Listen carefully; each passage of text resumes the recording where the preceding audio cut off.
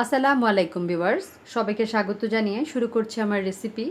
আজকে আমি খুবই সহজভাবে মুরগি দিয়ে আলু ঝোল রান্না করব। আর এই রান্নাটি খুবই স্বাস্থ্যসম্মত। আশা করি আপনাদের ভালো লাগবে। তাহলে চলুন দেখি এই রান্নাটি আমি কিভাবে স্বয়ং সম্পন্ন করছি।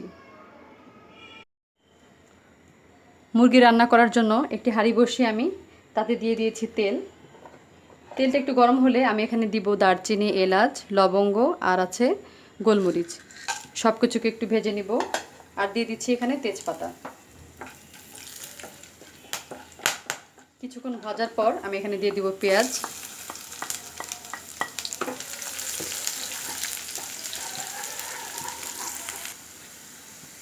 মশলা আর পেঁয়াজ কিছুক্ষণ ভাজার পরে আমি এখানে দিয়ে দিচ্ছি আদা রসুনের পেস্ট।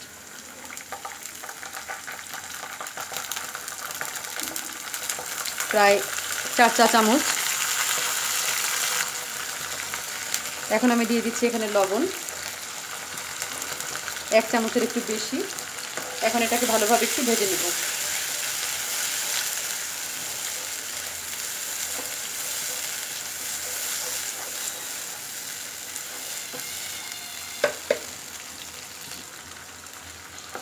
আদা রসুন ভেজে নেওয়ার পর আমি এখানে দিয়ে দিচ্ছি হলুদের গুঁড়া 1.5 চা চামচ, মরিচ দিয়ে দিচ্ছি এখানে 1.5 চা চামচ,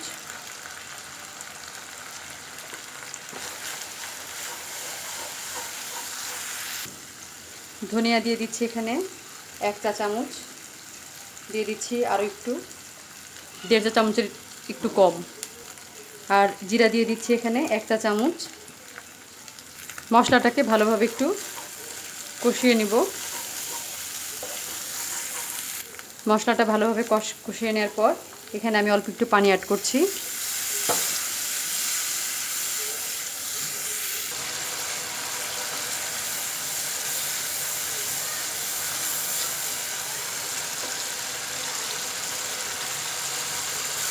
মশলাটা কষানোর পরে আমি এখানে মুরগি দিয়ে দিচ্ছি।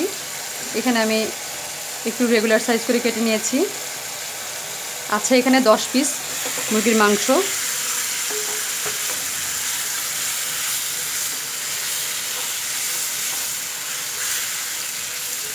ভালোভাবে একটু কষাতে হবে।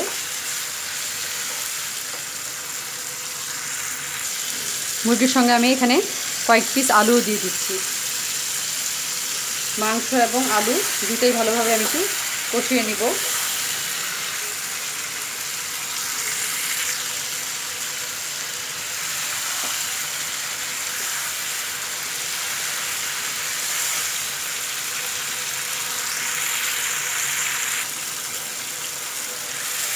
মুরগিটা কষানো হয়ে গেছে।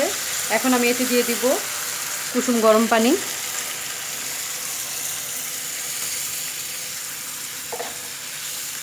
এর থেকে বেশি আর ঝোল দিব না।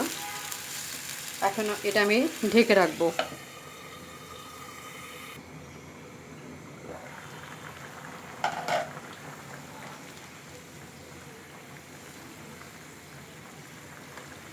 এখন আর এটা ঢাকনাটা দিব না, যেহেতু এটা ব্রয়লার মুরগি। বেশি ঢেকে রাখলে মাংসটা খুলে খুলে যাবে, হাড্ডি থেকে আলাদা হয়ে যাবে।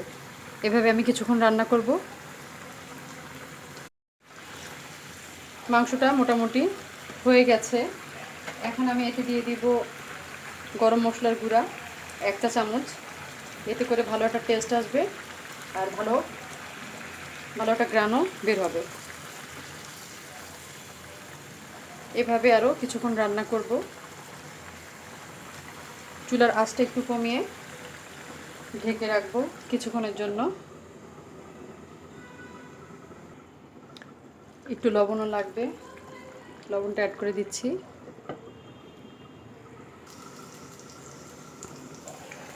রান্নাটা প্রায় হয়ে গেছে।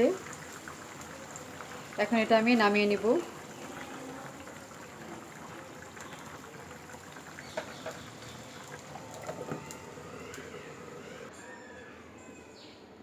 তৈরি হয়ে গেল খুবই সহজ আর খুবই মজার একটি রান্না, মুরগি দিয়ে আলুর ঝোল। এটি কিন্তু খুবই স্বাস্থ্যসম্মত। আশা করি আপনাদের ভালো লেগেছে। যদি ভালো লাগে তাহলে অবশ্যই বাসায় ট্রাই করবেন। সেই পর্যন্ত সবাই ভালো থাকবেন, সুস্থ থাকবেন। বিদায় নিচ্ছি। আল্লাহ হাফেজ।